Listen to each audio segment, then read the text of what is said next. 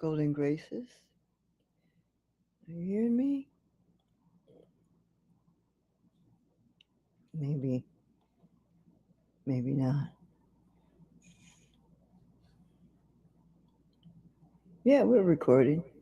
Here we go. Okay. Golden Graces. Well, it's a beautiful day. 2nd of August, 2025. It is a Thursday. So, transformation tip Thursday. And just wanted to bring forward a KISS presentation on critical thinking and reviewing who we are. I'm RevDocD, hailing from Southern California. Another day in paradise. Yeah, we are a nonprofit 508c1a ministry, and we have 3 daughters: Wellness Mobile Veterinary Clinics, Global Love Triumphant Ministries, and Sustainable Hemp Hall Enterprises. So what we're bringing forth today has to do with GreenDreams, which is not on this slide. GreenDreams is the agribusiness incubator under Global Love Triumphant Ministries, where indigenous sustainable blockchain agribusinesses learn, grow, develop, evolve for success. Absolutely. And we have folks who are participating called Genius Ambassadors, and we provide various trainings and opportunities to do all those things that I said: learn, grow, develop, and evolve. Amen, amen, amen. Well, we're going to get this party started and move on to what we're here to talk about is critical thinking. So, critical thinking, this is really the entry point in subject matters, and there's 2 basic subject matters that we will be focused on. One is ecological systems. There's 2 ecosystems, one ecological, and the second one is economic. And the economic one is coming from an influence networking entrepreneurial perspective. And so what we intend to do is a KISS perspective, keeping it super simple. So we do expect folks to be active listeners. And what that means is, in some way, shape, or form, you're taking notes, capturing. Of course, this is on YouTube. You can come back and listen to it again. And this is foundational, basically. Okay. So we're just going to dig in right now. We do have a no conservatory of academies.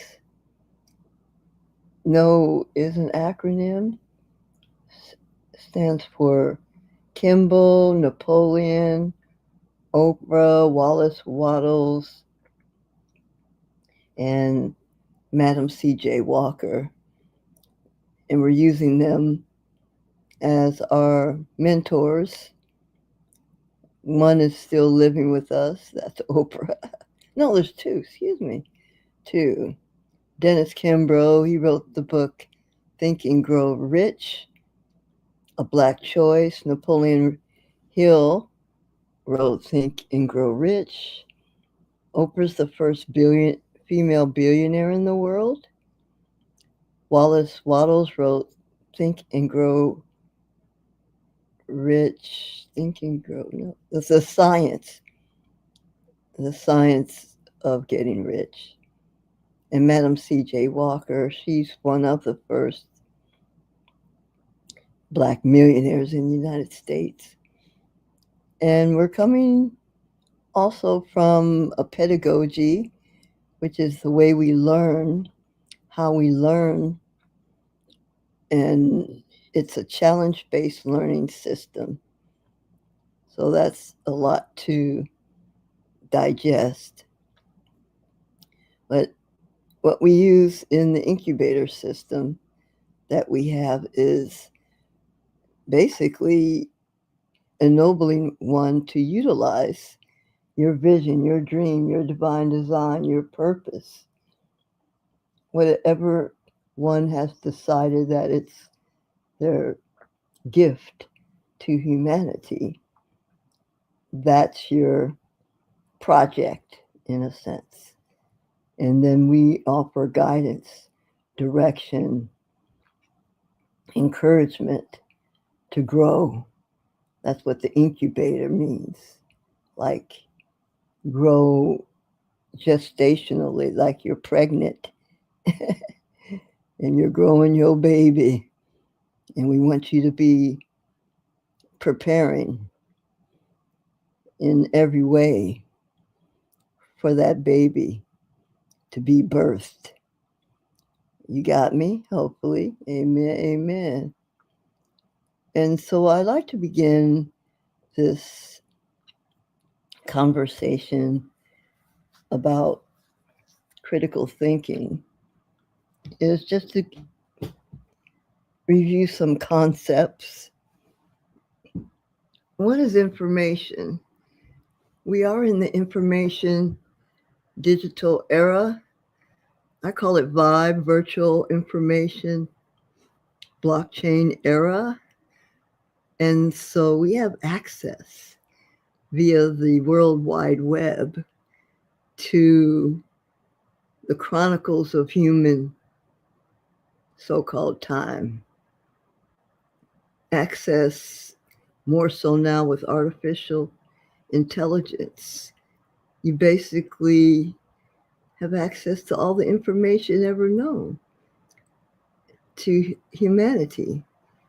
And I'm told that that information is duplicating at a rapid pace, like every 2 to 3 years. So those who are engaged in college education, if you're studying to be an engineer, by the time you finish, you may, that's why we have the concept of lifelong learning, because some of the concepts you're learning now will not be applicable, will not be usable in 4 to 5 years. So it is important to honor this information. And yet it is also to say that this information does not necessarily mean you have knowledge. This information does not necessarily mean you have wisdom. So what I'm saying here is that information that is organized, coordinated, leads to knowledge. And that knowledge potentially will lead to wisdom. So what is information? Information refers to facts, details that are provided or learned about something or someone. What it's conveying is represented by a particular arrangement or sequence of things. Let's just take biology, for example. There's a way we arrange the learning of biology, and we usually begin with the cell. the mammalian cell. So there are building blocks. It's like math or reading. You've got to learn the alphabet, these types of things. And so those facts and details are arranged in a certain manner for one to learn. So I've already talked about information age, digital age. This began in the mid 20th century. The term digital was coined back then. For example, communication. A lot of what we do now is digital. How we pay for things using digital ways and manners. So I just want to embrace that because it wasn't always that way. Knowledge. Let's move on into knowledge. So we do need that information. Knowledge refers to facts, details, information, and skills acquired by a person through experience or education. As I was mentioning, if you're in school, that's how you are acquiring knowledge. And theoretically, you're practicing and understanding various subject matters, as I've mentioned, reading, biology, math. And there's a gaining of awareness or familiarity that's gained by experience of a particular fact or situation. So as you're gaining this knowledge, your educator, hopefully, as I'm doing it, are giving you examples. They're starting to connect the dots for you. For example, for mathematics, you learn what it means to add, addition, subtract, subtraction, multiplication, division, these things. And then wisdom.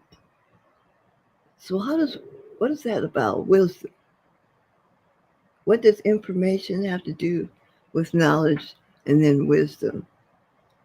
Well, as you can see, this is another concept of building blocks. You need information to gain knowledge. And how does one gain wisdom? Through that knowledge. Wisdom refers to the ability to make sound judgments and decisions by effectively using knowledge. So it's going back to knowledge. And then you got to put a little experience in there, insight, to achieve outcomes.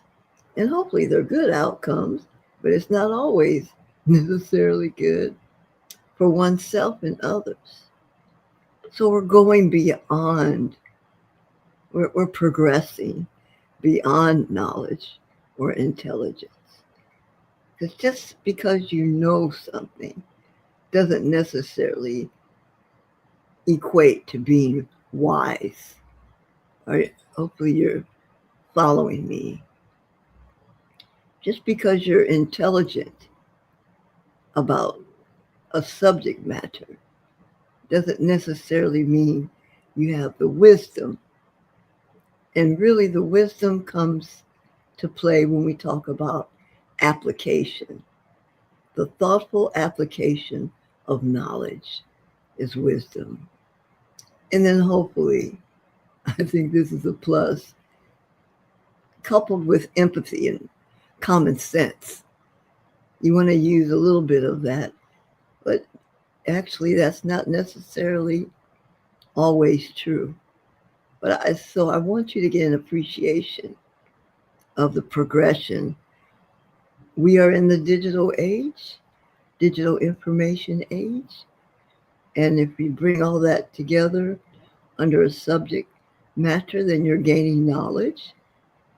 And then over time, it's usually over a period of time, one obtains experience. Okay, let us move on. So we're gathering. We're gathering information. Oh, I think I got these slides backwards. Pardon. So analysis and evaluation. Now we're going to go into some critical thinking aspects of it.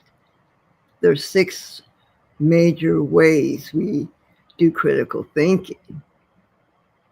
So you want to analyze and evaluate the data, the information, the details. And there are arguments that you can utilize for evaluating and appreciating the validity, correctness, the strength of that detail, potential implications, involvement, association, the use of those details.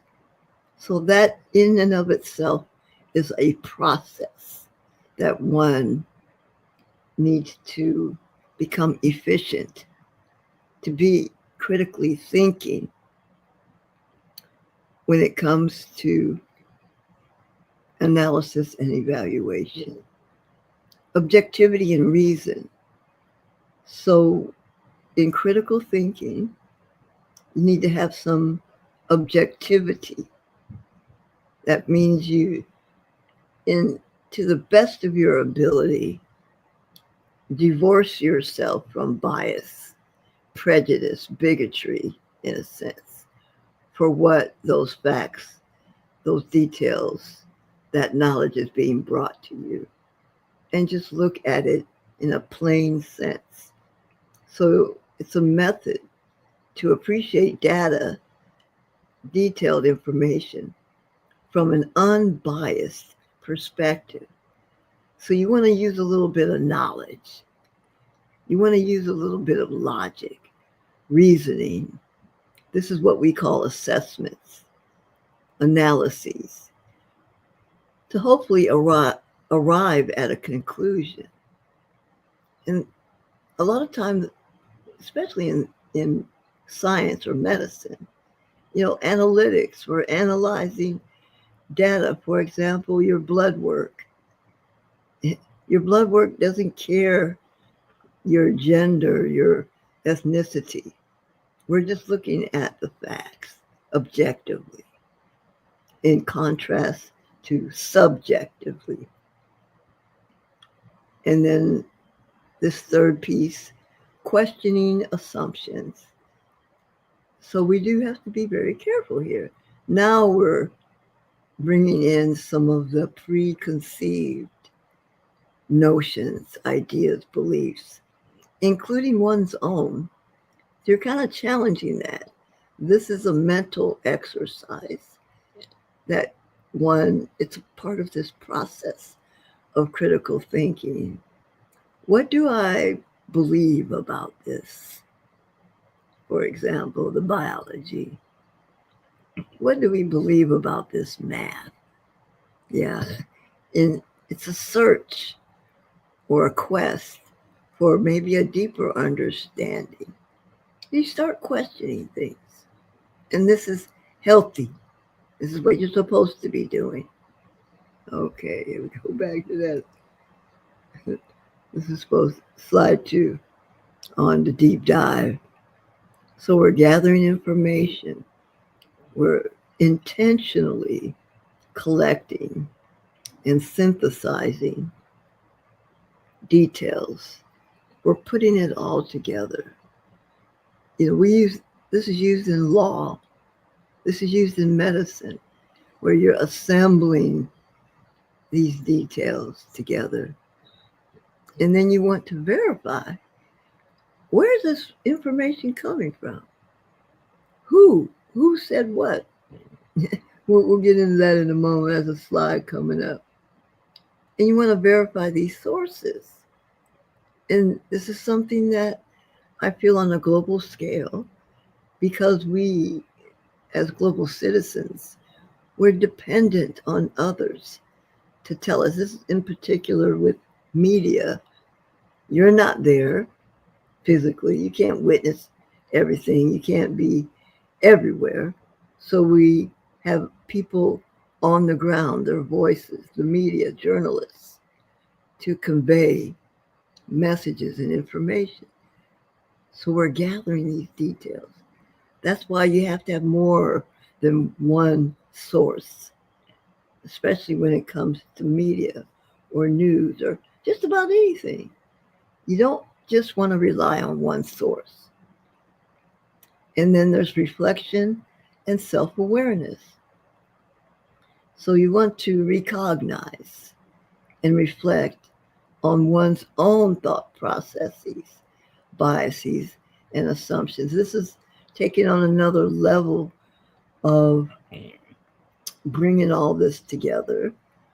And sometimes it may be healthy, if you will, to have a mentor or a group where you can do some of this processing.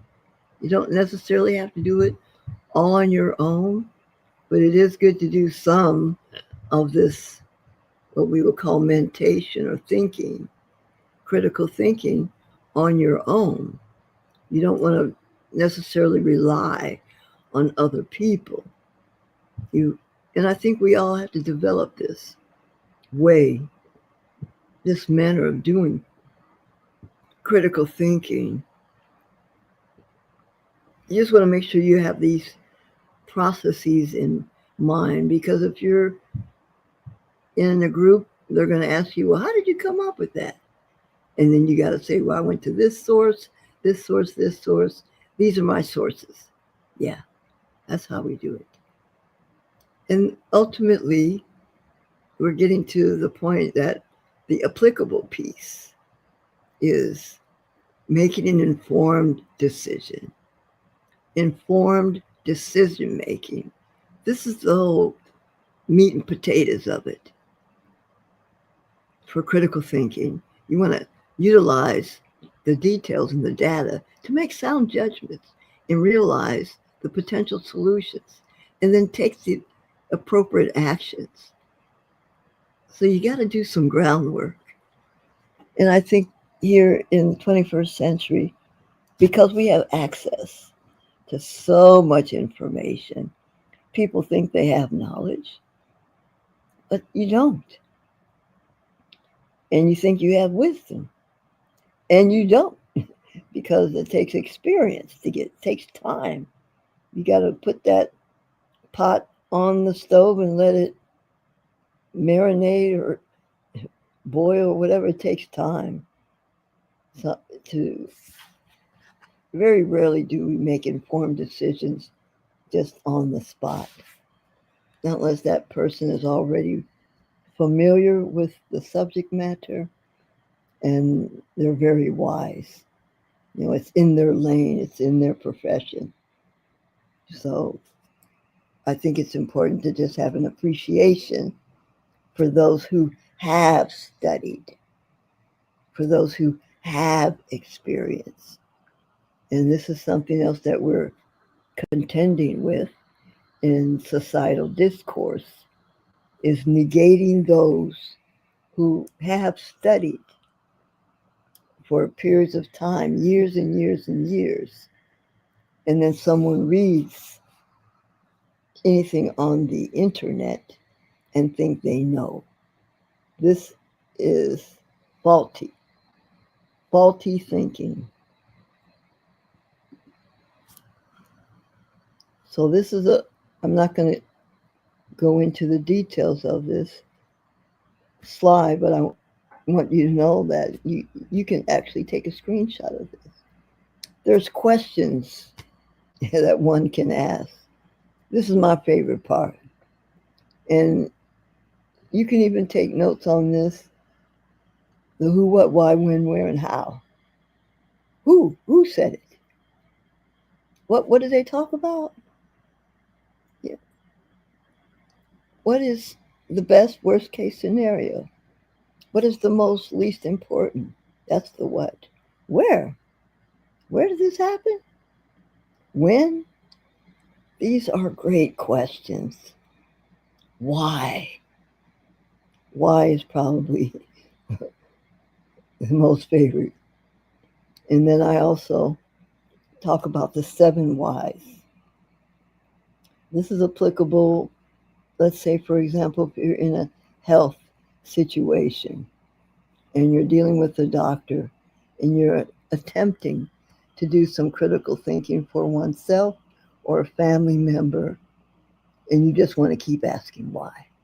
Why do they need this medication? And then they give you an answer. And then you just keep probing, asking questions.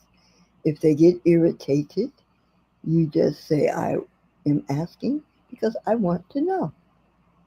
And then finally, how. Now, this how can be challenging at times, depending on what the subject matter is. And I'm thinking even for spiritual matters, sometimes you don't need to know the how. You just got to trust in the Creator. But as far as a business, you want to know how they came up with that. How does this disrupt things? How do we know that's the truth? You know, how do we approach this from a safe manner? These are various questions one can ask to get to the nitty-gritty. Okay. So let's bring in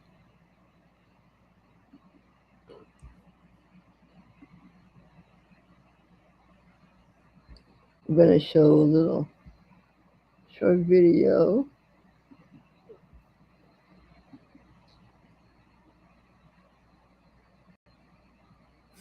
on how to improve your critical thinking.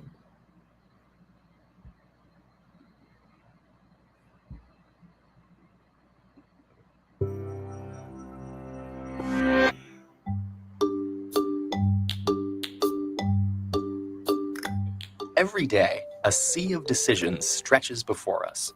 Some are small and unimportant, but others have a larger impact on our lives. For example, which politician should I vote for? Should I try the latest diet craze? Or will email make me a millionaire? We're bombarded with so many decisions that it's impossible to make a perfect choice every time. But there are many ways to improve our chances, and one particularly effective technique is critical thinking. This is a way of approaching a question that allows us to carefully deconstruct a situation, reveal its hidden issues, such as bias and manipulation, and make the best decision. If the critical part sounds negative, that's because, in a way, it is. Rather than choosing an answer because it feels right, a person who uses critical thinking subjects all available options to scrutiny and skepticism. Using the tools at their disposal, they'll eliminate everything but the most useful and reliable information. There are many different ways of approaching critical thinking, but here's one 5-step process that may help you solve any number of problems. 1. Formulate your question. In other words, know what you're looking for. This isn't always as straightforward as it sounds.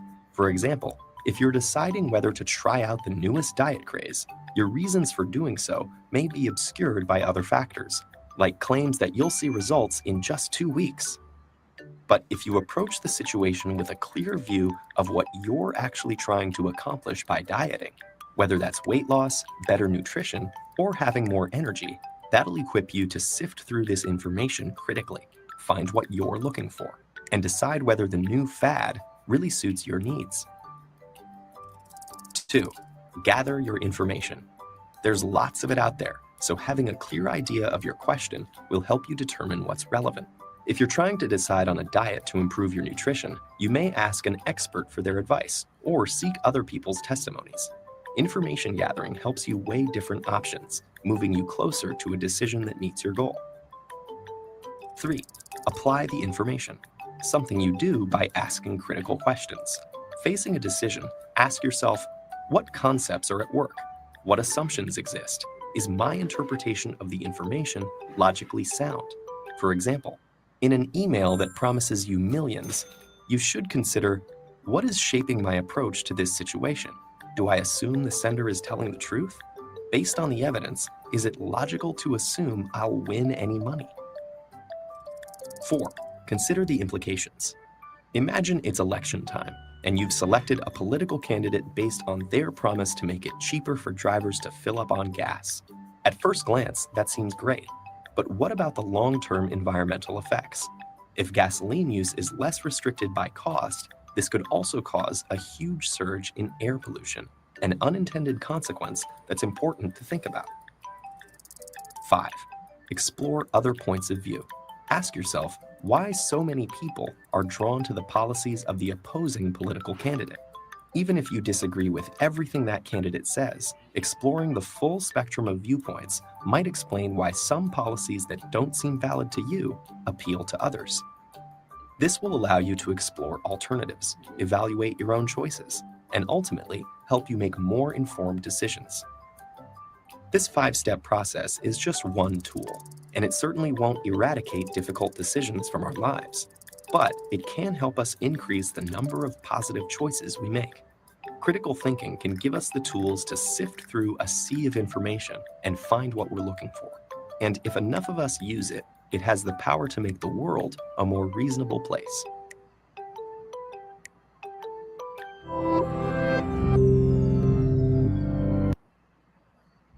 Well, we want to thank them for that. We're so appreciative. Well, that does it for me today. Thank you so very much for being with us. And may we continue to be guided, gifted, and governed by Spirit. And so it is. Ashe, Shalom, and Amen.